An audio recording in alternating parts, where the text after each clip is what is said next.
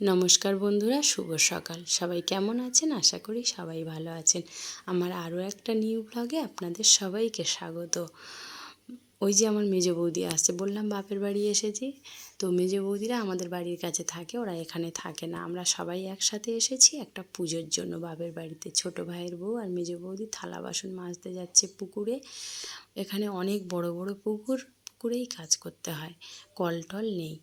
তো আমার বাবার বাড়িতে না একটা বেল গাছ আছে। তো এই বেল গাছে বেলের সিজনে বেল হয়, আবার পোকা লেগে পড়ে যায়।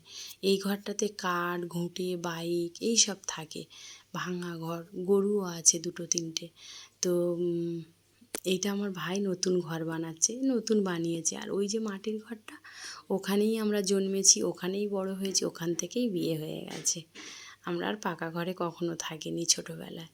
তো এই মা এখন খলপা বানাচ্ছে, এটা খেজুর পাতা দিয়ে বানায় খলপার। এটা মানে খলপার লাইনটা আগে বুনে নিয়েছে, নিয়ে এখন জোড়ার পালা। এখন জুড়ে নিয়ে মাদুরের মতো চওড়া করে বড় করে খলপা বুনবে। বুনলে পুরো মাদুরের মতো হয়ে যাবে, খুব সুন্দর লাগে দেখতে। তো গ্রামের বউরা প্রচুর খাটনি, সকাল 6টায় যায়, বেলা 12টায় আসে মাঠে থেকে, আবার বেলা 12টার সময় এসে দুটো রান্না করে খেয়ে 2-2:30টায় চলে যায়, আবার সন্ধেবেলায় আসে। তো মেয়ে মামার বাড়ি এসে একদম সাইকেল বিন্দাসে শিখছে।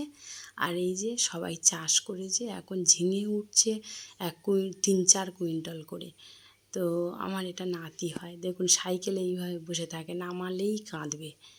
আর বৌমাদের সাথে একটু আড্ডা মারছিলাম, দেখুন সবজি চাষ করেছে, প্রত্যেকটা ঘরে সবজি ঝুলছে। কী সবজি নেবেন আপনি, সব সবজি ঝুলছে।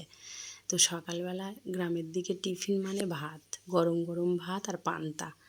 তো ছোটো রান্নাঘরটা একটু অন্ধকার মতো লাগছে, একটু সকালবেলায় ভাত বানাচ্ছে, খেয়ে একটু মানে পাড়ায় গ্রামে বৌদিদের বাড়ি সব ঘুরতে যাব। তাই ঘুরতে এসেছি, এসে দেখছি, আমি দাদাকে জিজ্ঞাসা করছি, দাদা এটা কী গাছ? বলে গাঁজা গাছ। আর বড় হয়েছে গাঁজা গাছটা। আর তাল গাছ দেখুন, সব বাড়িতে মানে সব কিছু রয়েছে এখানে।